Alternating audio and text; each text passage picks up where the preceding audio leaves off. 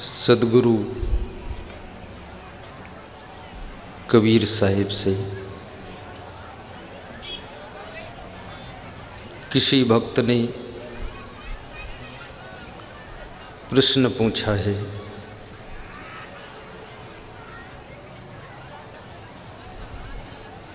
कि मनुष्य जीवन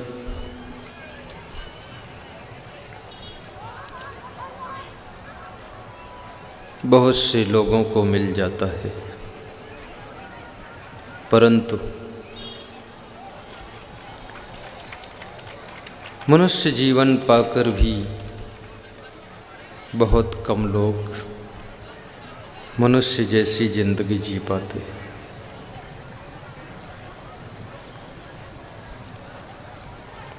मनुष्य एक बुद्धिमान प्राणी है, इसमें कोई संदेह नहीं, लेकिन मनुष्य इतना बुद्धिमान होते हुए भी बहुत दुखी प्राणी है। मनुष्य जब दुखों से ज़्यादा व्यथित हो जाता है तो आत्महत्या भी कर लेता है। कभी कभी ज़्यादा क्रोधित हो जाता है तो दूसरों की भी हत्या कर देता है। कभी कभी ज़्यादा लोभ आ जाता है तो भी दूसरों का मर्डर कर देता है। कभी इससे ज़्यादा काम वासना का विष परेशान करता है, 10-50 लोगों का मर्डर कर डालता है। मनुष्य अगर संभल जाए तो देवता भी मनुष्य से छोटे हैं, और मनुष्य यदि फिसल जाए तो दानव भी मनुष्य से छोटे हैं, दानव से बड़ा दानव।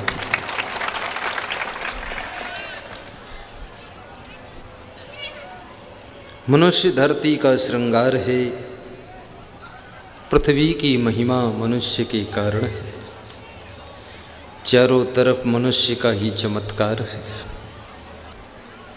आइए मनुष्य के बारे में कबीर साहब क्या कहते हैं, वो बात आपको मैं बताता हूँ। साहब कहते हैं, रतन का जतन करूँ, मणि का श्रृंगार, आया कबीरा फिर गया झूठा है अहंकार। साहब कहते हैं, यदि सुखी होना चाहते हो तो 4 बातें याद रखना। ये 4 बातें अगर आपके ध्यान में हैं तो आपको सुख मिलेगा। पहली बात, रतन का जतन करो। ये मनुष्य जीवन एक रतन के समान है। दुनिया में ऐसे 9 रत्न होते हैं, पन्ना, पुखराज, हीरा, माणिक, नीलम, लेकिन उन 9 रत्न की कीमत लगाने वाला मनुष्य जीवन श्रेष्ठ रत्न है। पशु पक्षियों के लिए हीरा, सोना, पन्ना, पुखराज की कोई कीमत नहीं है। तीसरा, मनुष्य मिट्टी को छू लेता है, जिसका नाम कुम्हार है, तो मिट्टी का घड़ा, प्याली, मटका बन जाता है। और वही मिट्टी कभी सदगुरु के चरणों में छू जाती है तो चरण धूल बन जाती है, जिस धूल को मस्तक पर धारण करने से ये जीव भवसागर से पार हो जाता है। इस मनुष्य में कितनी कला है। श्री गुरु चरण सरोज रजे, निज मन मुकुर सुधार, बरणो रघुबर बिमल यस, जो दायक फल चार। श्री गुरुदेव के चरणों की धूल यदि मिल जाए,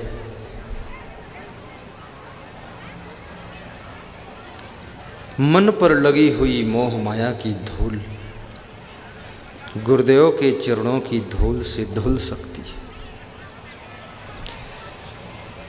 तुलसीदास ने हनुमान चालीसा की रचना जब किया, पहला दोहा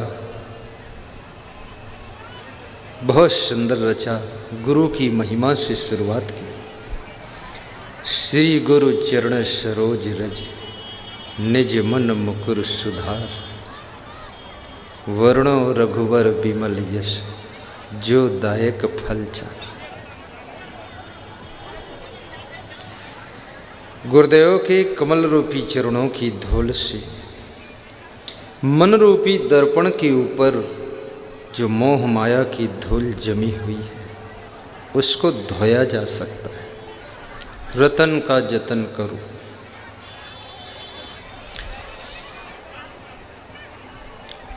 जो मनुष्य दुनिया की सभी चीज को कीमती बनाता है, आप सोचिए वो स्वयं कितना कीमती होगा। लोहा की कीमत लगाने वाला मनुष्य है, मिट्टी की कीमत लगाने वाला मनुष्य है, गाड़ी की कीमत लगाने वाला मनुष्य है, साड़ी की कीमत लगाने वाला मनुष्य है, माइक की कीमत लगाने वाला मनुष्य है, पंडाल की कीमत लगाने वाला मनुष्य है, कपड़ा की कीमत लगाने वाला मनुष्य है, मकान की कीमत लगाने वाला मनुष्य है, घड़ी की कीमत लगाने वाला मनुष्य है, चश्मा की कीमत लगाने वाला मनुष्य है।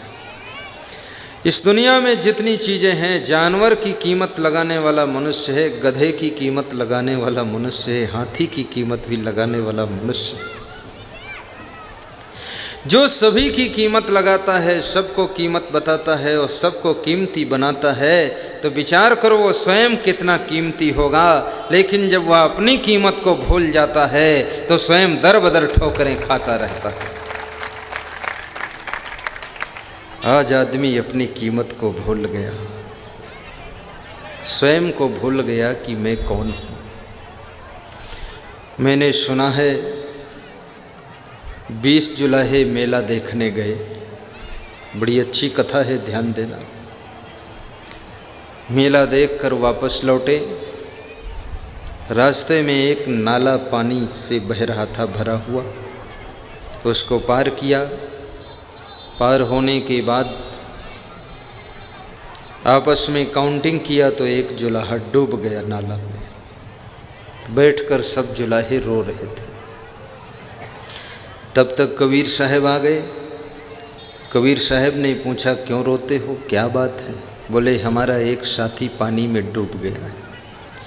कबीर साहब ने कहा, कितने साथी थे तुम? बोले, 20 जुलाहे थे। बोले, अब कितने बचे? बोले, 19 बचे, एक डूब गया। नाला पानी भरा बह रहा था, उसमें हम निकले, एक साथी डूब गया, 19 ही बचे, 20 थे हम। तो कबीर साहब ने कहा कि मैं काउंटिंग करके देख लेता हूँ। कबीर साहब ने काउंटिंग किया, 1 2 3 4 15 16 17 18 19 20। कबीर साहब ने कहा 20 पूरे हैं। 20 पूरे हैं। तो जुलाहों ने कहा, नहीं, एक कम है, हम गिनते हैं, बताते हैं। गिना, 1 2 5 6 15 16 17 18 19। बोले, केवल 19 है, एक नहीं है, कम। कबीर साहब ने कहा, तुम सभी को गिनते हो लेकिन अपने आप को नहीं गिनते। तो इसलिए सबको गिनते हो तो 19 हो जाते हैं, और जब स्वयं को छोड़ देते हो तो 20 पूरे नहीं होते हैं। इसलिए अपने आप को भी इसमें काउंटिंग कर लो तो संख्या पूरी हो जाएगी, 20 हो जाओगे। इसी प्रकार इंसान सब चीज़ों की कीमत लगाता है, सबको कीमती बनाता है। अगर स्वयं की कीमत को भी पहचान ले तो इंसान का दुख दरिद्र मिट सकता है और इंसान महान सुखी हो सकता है। अपनी कीमत को भी पहचानो। रतन का जतन करो। जैसे आपको 1 किलो मिट्टी दे दी जाए, आपसे कहा जाए इसको संभाल कर रखना, 1 वर्ष के बाद वापस लेंगे, तो आप मिट्टी की ज़्यादा चिंता नहीं करते हो, उसे कहीं भी रख देते हो और मन में सोचते हो कि अगर मिट्टी खो भी जाएगी तो कहीं से दूसरी ला कर दे देंगे। क्योंकि मिट्टी आसानी से मिल जाती है। परंतु 1 किलो लोहा आपको दे दिया जाए और कहा जाए इसको संभाल कर रखना, तो थोड़ा सा तुम संभाल कर रखते हो, क्योंकि आप जानते हो उसकी कीमत 40-45 रुपया किलो है। 1 किलो चांदी दे दी जाए और तुमसे कहा जाए इसको संभाल के रखना, वापस देना पड़ेगा 1 साल के बाद, तो चांदी सुरक्षा करने के लिए तुम जिस कमरे में सोते हो तिजोरी में बंद करके रखते हो,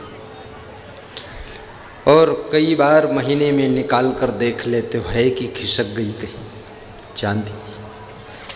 1 किलो अगर सोना दे दिया जाए तो सोना को संभालने के लिए तुम रात भर सोते नहीं, बार बार जाग कर देखते हो है कि कहीं गया सोना।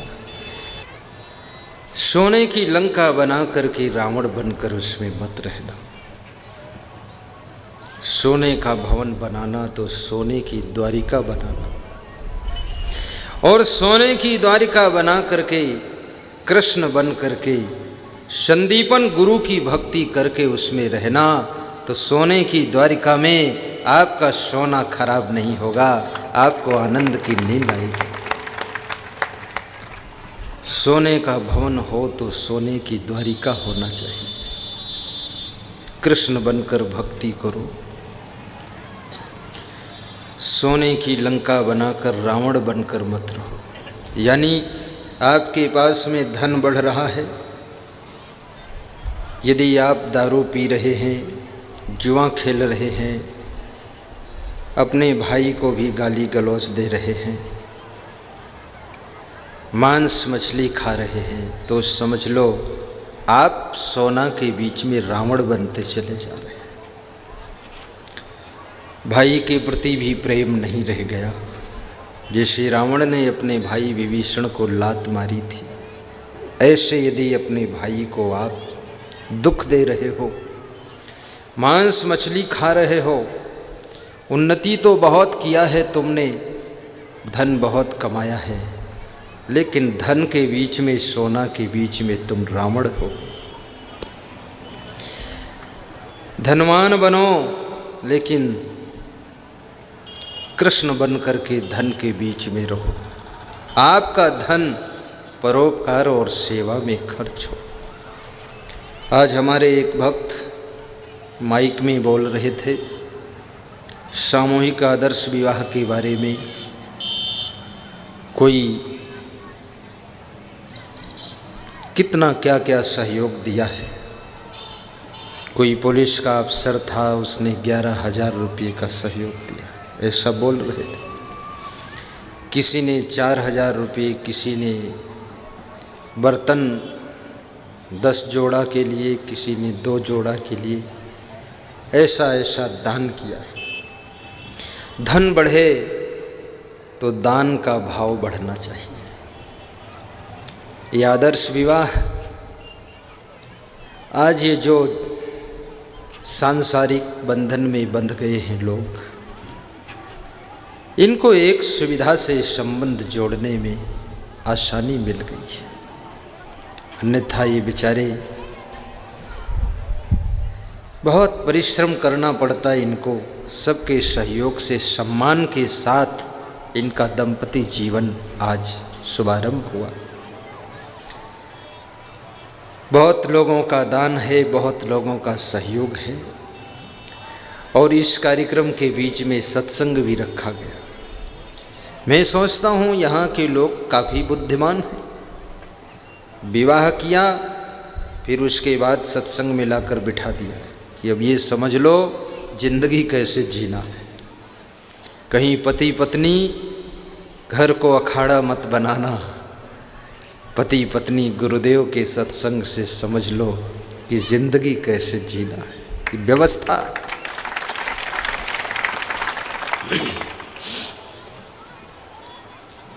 धनवान बनो, लेकिन धनवान होने के साथ साथ गुणवान भी बनो। आपके पास में धन है तो धन से केवल सुविधा मिल सकती, लेकिन सुख नहीं मिल सकता। धनवान को सुविधा मिलती है, कम धन है थोड़ा कम कीमत की गाड़ी में बैठकर चलोगे, ज़्यादा धन है तो कीमती गाड़ी में बैठकर चलोगे, थोड़ा ज़्यादा सुविधा है। अधिक धन है अच्छा मकान बनाकर रहोगे 60 लाख के मकान में, कम धन है तो 6 लाख के मकान में रहोगे। पर सुविधा में कम ज़्यादा हो जाता है। लेकिन याद रखना, कितना ही धन हो, जब सोओगे तो एक ही बेड पर सोओगे, एक ही गद्दे पर सोओगे, एक ही मच्छरदानी लगाओगे। तुम ये नहीं कह सकते मैं बहुत धनवान हूँ तो 10 मच्छरदानी लगा कर सोऊंगा, मैं 10 रजाई ओढ़ूंगा क्योंकि मैं धनपति हूँ। 10 रजाई ओढ़ोगे, रजाइयों के भीतर में दब जाओगे, नहीं ओढ़ सकते। प्रकृति में एक व्यवस्था है, तुम कितना ही कमा लो लेकिन प्रयोग ज़्यादा नहीं कर सकते हो। अपने लिए प्रयोग आप ज़्यादा नहीं कर सकते, और ज़्यादा दुरुपयोग करोगे तो न जाने कितनी बीमारियां, कितने कष्ट आपके शरीर में आ जाएंगे। व्यवस्थित है, लेकिन धनवान होना गुनाह नहीं है। धन का अभिमान गुनाह करा देता है, धन का लोभ गुनाह करा देता है, लेकिन धनवान होना अपराध नहीं है। आपका प्रारब्ध, आपका भाग्य बलिष्ठ है, आपके कर्मों में कला है तो धनवान भी बनिए। लेकिन यदि जीवन में सुख चाहते हो तो गुणवान बनिए। राम के पास क्या है? राम केवल गुणवान है, धनवान नहीं। वनवास में उनके पास में धन नहीं है, सोना चांदी नहीं है। सीता जी के पास एक अंगूठी थी, वो भी केवट को उतराई देने के लिए निकाल दिया था। सोना नहीं है, मकान भी नहीं है, वनवास में पेड़ों की छाया में सो जाते हैं। लेकिन राम गुणवान है। रावण धनवान है, रावण के पास सोने की लंका है, लेकिन रावण गुणवान नहीं है। जो केवल धनवान है वो राक्षस बन जाता है, और जो गुणवान है वे राम भगवान बन जाते हैं। इसलिए गुणवान बनना ताकि आपके अंदर भगवत सत्ता का जन्म हो। हानि हो जाए तो भी आपकी खुशियाँ छिन न सकें, लाभ हो जाए तो आपके जीवन में दुख आ न सके, ऐसी जीने की कला सीखो। परस्पर प्रेम की गंगा बहाओ।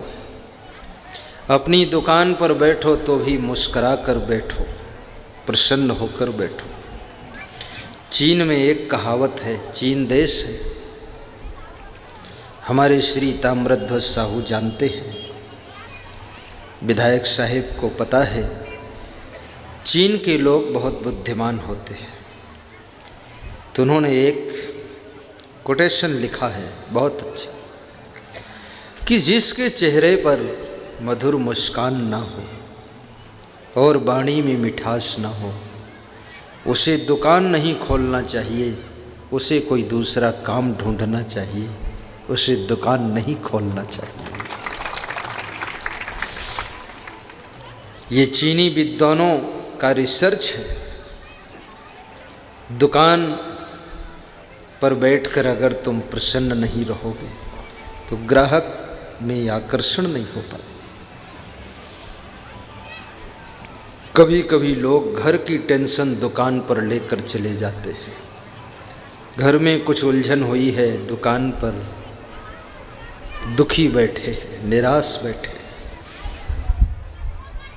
ग्राहक आता है, दुखी और निराश चेहरा देख करके आगे बढ़ जाता है, समझ जाता है कि इस दुकानदार के साथ तालमेल बनना कठिन है, क्योंकि ये खुश नहीं है। तुम्हारी प्रसन्नता, डेल कार्नेगी ने बहुत अच्छी बात कही है।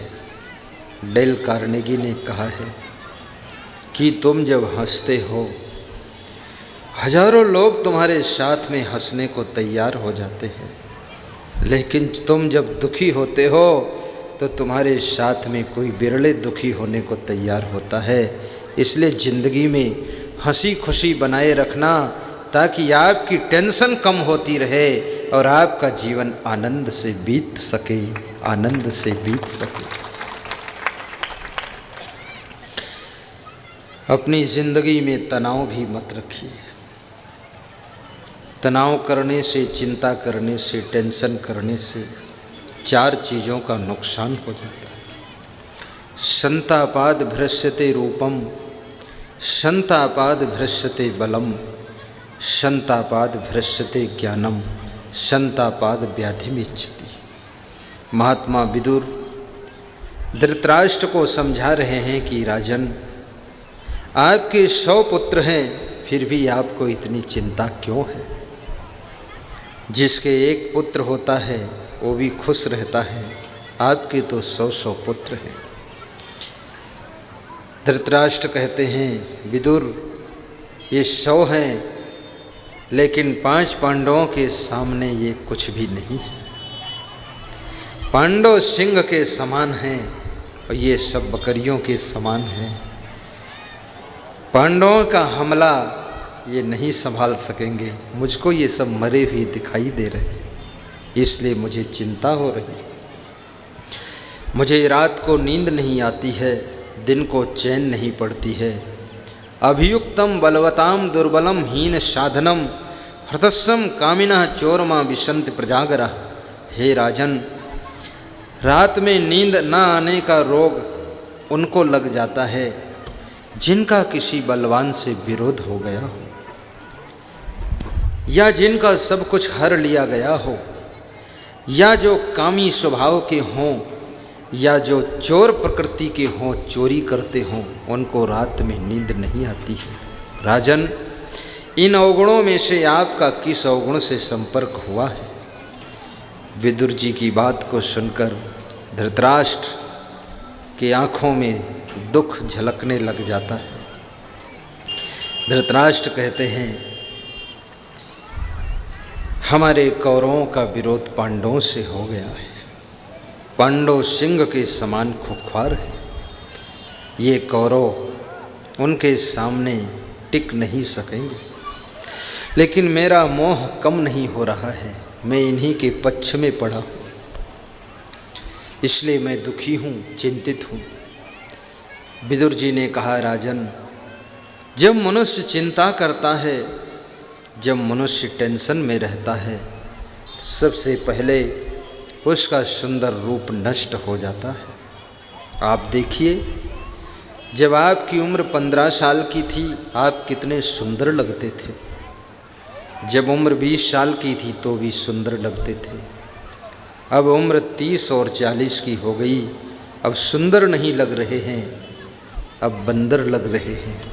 संतापाद भ्रश्यते रूपम, संताप करने से विदुर जी कहते हैं मनुष्य का सुंदर रूप नष्ट हो जाता है। स्त्रियां संताप कम करती हैं, चिंता कम करती हैं। अभी 10 साल से करने लगी हैं, ज़्यादा ऐसे बहुत कम करती थी। स्त्रियों में एक विशेषता होती है, कुछ हंसने की बात आएगी तो तुरंत हंस देंगी, मुस्करा देंगी, और रोने की बात आएगी तो रो देंगी, ज़्यादा टेंशन में नहीं रहेंगी। लेकिन पुरुष में एक बड़ी बात है, कितनी ही हंसने की बात आए पर हंसेगा तो भी सोच विचार कर हंसेगा, ऐसे जल्दी नहीं हंसेगा। रोने की बात आए तो रोएगा नहीं, अंदर अंदर सिसक कर लेगा पर बाहर नहीं प्रकट करेगा, क्योंकि उसको डर है इमेज डाउन हो जाएगी रोऊंगा अगर। इसलिए स्त्रियों का हार्ट अटैक बहुत कम होता है, क्योंकि ये रो लेती हैं और हंस भी लेती हैं, मुस्करा लेती हैं। अभी वीडियो शूटिंग चल रही है, इसमें आप देखेंगे तो स्त्रियां ज़्यादा हंसती मुस्कराती दिखाई देंगी, पुरुषों को देखो वो थोड़ा कम दिखाई देंगे।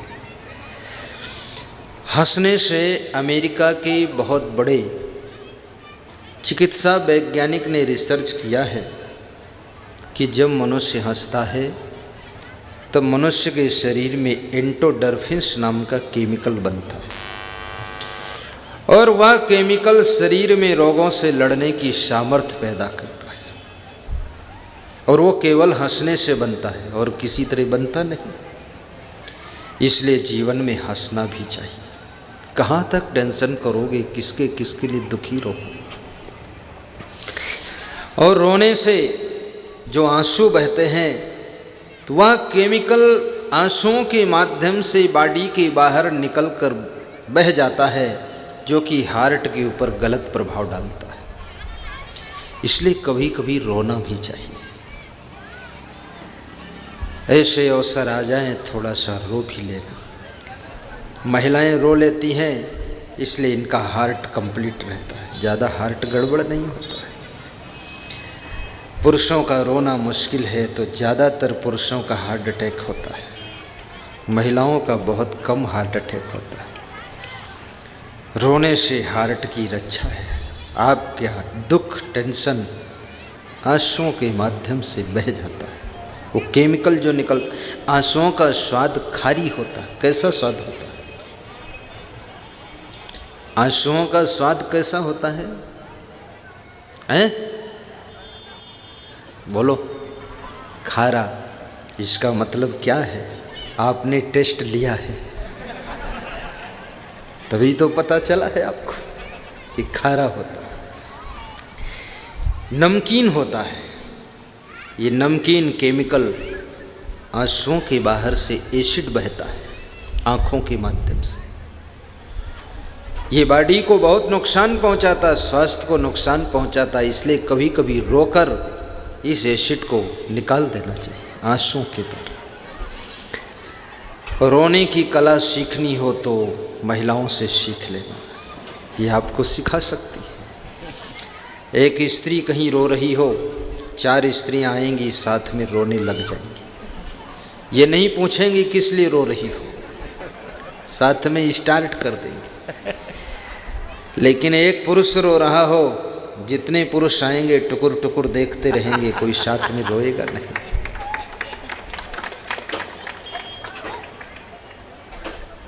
हंसते रहो ये जिंदगी बेकार ना हो जाए, बेकार ना हो जाए। हंसते रहो ये जिंदगी बेकार ना हो जाए, बेकार ना हो जाए। सपने में किसी जीव का अपकार ना हो जाए, सपने में किसी जीव का अपकार ना हो जाए। हंसते रहो ये जिंदगी बेकार ना हो जाए, बेकार ना हो जाए। हंसते रहो ये जिंदगी बेकार ना हो जाए, बेकार ना हो जाए। हंसते रहो ये जिंदगी बेकार ना हो जाए, बेकार ना हो जाए। हंसते रहो ये जिंदगी बेकार ना हो जाए, बेकार ना हो जाए। बोलो सद्गुरु भगवान की जय। शंतापाद भ्रश्यते रूपम, शंतापाद भ्रश्यते बलम। संताप करने से, टेंशन करने से मनुष्य का शरीर बलहीन हो जाता है। बाहर से देखने में लगता है तंदुरुस्त है, लेकिन भीतर से खोखला हो जाता है। जैसे लकड़ी में दीमक का कीड़ा लगता है, लकड़ी बाहर से देखने में लगती ठीक है, कंप्लीट है, लेकिन भीतर भीतर दीमक का कीड़ा कुदर कुदर कर उसको खोखला कर देता है।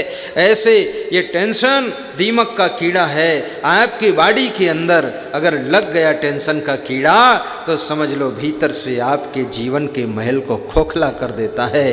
अब ये जीवन का महल ढह जाने की संभावना है। इसलिए इस दीमक के कीड़े को निकालो। शंतापाद भ्रश्यते ज्ञानम, और टेंशन करने से मनुष्य का ज्ञान भी नष्ट हो जाता है। कई बार देखा जाए, अभी एक सज्जन मुझे मिले तो कह रहे थे कि ये रामायण आधी याद थी सब भूल गई है। तो हमने कहा क्यों भूल गई? बोले सब चिंता टेंशन। बोले यहाँ तक हो गया है बेटों के नाम भी भूलने लग गए। 4 पुत्र हैं, नाम भूल जाता है। सामान कहीं रखता हूँ वो भी भूल जाता है। जब बेटों के नाम भूलने लग जाएं, सामान का स्थान भूलने लग जाए, जो भी तुमको पहले से याद है सब भूलने लग जाए, तो समझ लेना अब तुम टेंशन में आ गए हो। जिसमें तुम चिड़चिड़ाने लग जाओ, बड़बड़ाने लग जाओ, ज़्यादा उलझने लग जाओ, गुस्सा ज़्यादा आने लग जाए, तो समझ लेना कि तुमको अंदर से चिंता का कीड़ा लग गया है। और जितना ज़्यादा चिंता करोगे उतना ज़्यादा तुम्हारा नुकसान होगा, स्वास्थ्य भी खराब होगा। संतापाद व्याधि में क्षति, संताप करने से शरीर में नाना प्रकार के रोग भी आ जाते हैं। इसलिए आज संकल्प लेना, सही कार्य करना, पुरुषार्थ खूब करना, समय पर सही डिसीजन लेना, आलस्य कभी मत करना, शाम को जो भी फल मिले उसमें संतुष्ट रहना, चिंता और टेंशन से मुक्त होकर प्रसन्न चित्त होकर के जिंदगी जीना, पति पत्नी एक दूसरे का ख्याल रखना, सास बहू का ख्याल रखना और पिता पुत्र दोनों प्रेम संबंध से रहना, भक्ति भी करना, गुरु के चरणों में मन की डोरी बांधना, मांस मछली अंडा नशा शराब जुआ से दूर रहना, पैसे कमाना तो पैसे बचाना भी, और बचे हुए पैसे से इंसान को बचाना और इंसान को बचा करके धर्म की रक्षा में लगाना, तब तुम्हारा पैसा कमाना भी सार्थक होगा। आपके घर की महिलाएं घर की महिमा को बढ़ाएं, ऐसी उनके अंदर शक्ति भक्ति पैदा हो। आपके घर के बच्चे संस्कारों को बचा कर रखें, अपने बच्चों को संपत्ति के साथ साथ संस्कारों की संपदा भी देना, नम्रता क्षमता भी सिखाना। आपके घर के लोग परस्पर प्रेम समता से रहें, ऐसी मेरी शुभकामना है। रतन का जतन कर माड़ी का श्रृंगार, इस मनुष्य जीवन के रतन को पाकर जतन पूर्वक संभालना, कहीं ये मांस मछली अंडा शराब में बर्बाद न हो जाए शरीर। देवता तरसते हैं जिस शरीर को पाने के लिए, वो शरीर कहीं राक्षस न बना दे तुमको। सावधानी से इस शरीर का सदुपयोग करना। माड़ी का श्रृंगार, इस शरीर के श्रृंगार में खान पान में ही मत भूल जाना। तीसरी बात, आया कबीरा फिर गया। साहेब कहते हैं जीव संसार में जन्म लेकर आया है, फिर शरीर संसार छोड़कर चला जाएगा। यहाँ परमानेंट कोई रहने के लिए आया नहीं है, ना किसी का परमानेंट शरीर है, ना परमानेंट मकान है, ना परमानेंट गाड़ी है, ना परमानेंट पद अधिकार धन दौलत है। ये कोई आपका परमानेंट नहीं, सब ट्रांसफ़र होने वाला है। इसलिए अवसर अगर आपको मिला है, कोई अच्छा पद मिला है, अधिकार मिला है, धन मिला, दौलत मिली है, तो उसको सेवा परोपकार में लगाइए, नाम कमाइए, यश कमाइए। आप तो संसार से चले जाओगे, आपकी खुशबू इस दुनिया में हजारों साल तक बनी रहे, ऐसा आपकी ज़िंदगी बने। आज कर्मा माता का शरीर नहीं है, कबीर साहब का शरीर नहीं है, लेकिन उनकी खुशबू संसार में फैली हुई है। इंसान की खुशबू रहती है, इंसान बदलते रहते हैं। इंसान की खुशबू रहती है, इंसान बदलते रहते हैं।